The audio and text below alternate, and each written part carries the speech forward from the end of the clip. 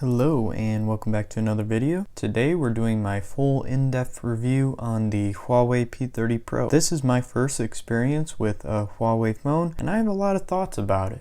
I picked it up new on Amazon and did an unboxing of it. It is the Aurora color and I absolutely love the gradient colorway on it. It's about $600 to $700 for the new model. Quite pricey, especially for a phone that came out in March of 2019. But you can get it on Swappa for about $440 or eBay. It's trending at about $525. You can of course get it for lower or higher. This spec'd out model is the 256GB version with 8GB of RAM, and it is of course running the Kirin 980. For biometrics, there is the optical fingerprint scanner that works really well. I'd say it works about 85 to 90% for me, and it's really quick, so I enjoy that. But you can of course do face unlock with the teardrop notch camera. That will be not as secure as Face ID on the iPhone or on the new Huawei P30 Pro. The design overall is a very premium build. I like the camera cutout and everything. It looks very clean. Obviously, as I said before, I enjoy the color. It's got a nice little color power button right there. And the sides of the phone are curved, but they're not too curved to where I get a lot of accidental touches. I actually really like how they were done. As I talked about previously, this does have a teardrop notch, and it's better than some other solutions, such as on the iPhone 11 Pro, we still have a huge notch. And I like the teardrop better than the hole punch that looks like a pill, but my favorite still probably is the single hole punch solution. My only complaints were really where the volume keys were positioned. I would like if they were just a little bit lower when I'm trying to hold with one hand. Sometimes it can be weird to reach up there, but other than that, it's pretty good. And then we should talk about the haptic feedback, which isn't the best. It's not the worst I've had. I feel like just above what I got in the S10, but it's not as good as on the Pixel, the Note 10 Plus, or the iPhone, of course. The display itself is a 6.47-inch 2340 by 1080p OLED display. It is a 60Hz panel, which was very common when this was released. Now, I would prefer 1440p, but the panel actually looks really good. There's little to be desired. As for YouTube, you guys know I like doing this in the review because I like to show you guys my YouTube experience because I watch a lot of content on my phone, and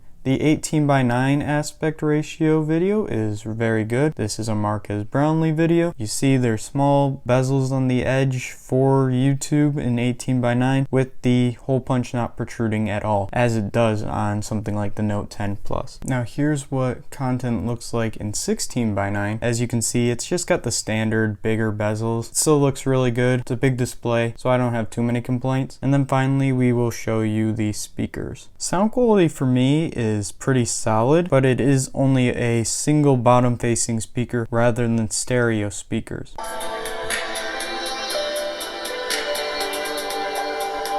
Nevertheless, as you can see there, it's pretty loud and it's pretty clear. The reason it isn't stereo speakers is because they use a vibrating earpiece right about here where you can see exactly where to put your ear when you're on a phone call, and call quality using that speaker is really good. Okay, next we have Huawei's great camera system. It's super versatile. It's got the 40 megapixel main sensor that bends down to 10 megapixel pictures. It's got the ultra wide, and it's got the 5x 8 megapixel telephoto camera. If you want, here's a link to a video in the top right of where I compared it blindly to the Pixel 4 XL. The P30 Pro performed really well, and as you can see, I'll be showing you some examples right now. The nighttime photography is magical. The daylight shots are solid. 5x zoom using the periscope lens is incredible. And the video recording is also very solid. Video can sometimes struggle when trying to focus on subjects that are close up, but overall, it's a very versatile and one of the best camera systems I've used.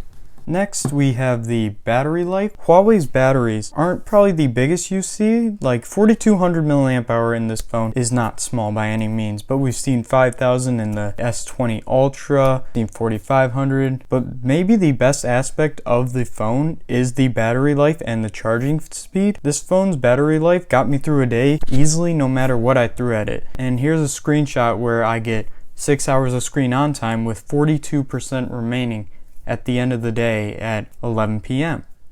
The phone also comes with a huge 40-watt charger. That brings extremely quick charging speeds when you do have to charge, which wasn't often for me because at the end of the day, I would just place it on my wireless charger, and yes, it says wireless charging, for it to go overnight and bring me back to 100%. Right, now we should talk about performance and gaming. This is another positive aspect for Huawei. Kirin 980 with 8GB of RAM is very respectable. It's best compared probably to the Snapdragon 855 in terms of performance. It handled most things quite easily. I didn't find too much aggressive RAM management actually from the device, where I've heard about Huawei doing that to save battery life. As for gaming, it handles it quite easily, even after longer sessions. Now I'll show you a Minecraft test that I do in a lot of these. Okay, so it's probably not as smooth as what I get on my Pixel, just because my Pixel does support 90 Hz on Minecraft. But for the most part, it handles itself pretty well, especially in COD Mobile, where I find that it's able to play the game quite easily, and I enjoyed my time using that. But overall, gaming's not really an issue on this phone. Now, everything I've said up to this point has been pretty positive for the most part about this phone. Now, unfortunately, everything is not all positive. EMUI, or Emotion UI, is the Android skin on this phone. It is sadly my least favorite version of Android that I've used in the past couple of years. TouchWiz is probably worse, and I've had worse experiences on LG phones in the past. However, this is my probably least favorite one I've used recently, behind stock Android, Oxygen OS, and One UI. But on Android 10, the skin has been much improved from it was previously, and it's very usable. See, I've seen better app drawers, so it's not my favorite one there. Another example of what annoys me with it is in YouTube, you can't do picture-in-picture while in portrait mode. You have to be in landscape mode and swipe up twice. Right here is just an example of all the bloatware that you get on it. Mint Mobile was not, but all these things, you get a lot of duplicates and bloatware, including AliExpress, that I didn't put on. As I said, it probably doesn't feel the smoothest. It's not like it's choppy or anything, but I've felt smoother in stock Android and Oxygen OS and even One UI.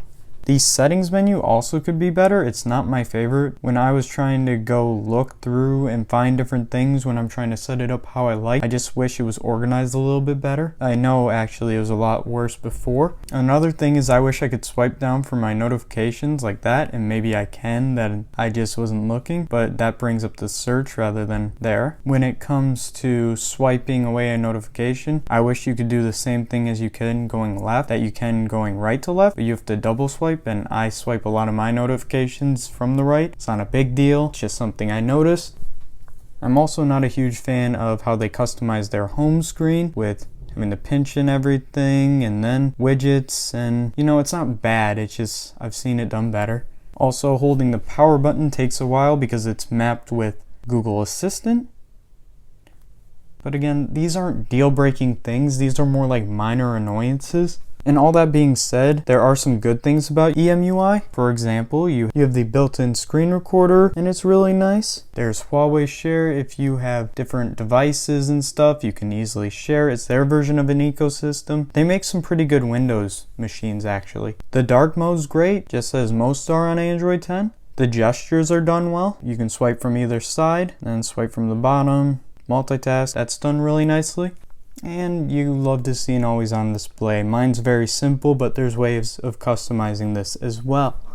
Obviously, you guys know you can install a launcher, and although this thing probably won't get Android 11, there will be probably ways using XDA forms and stuff where you can download Android 10 when somebody makes a build for it. In conclusion, I still believe this phone is a great option even in 2020. It comes with Google mobile services, so you don't have to sideload them. The camera and battery life are some of the best I've used. However, I will still be selling this phone and keeping my Pixel 4 XL. Mainly because of the software, and I still love my Pixel's camera, and I really like the 90 Hz display on my Pixel.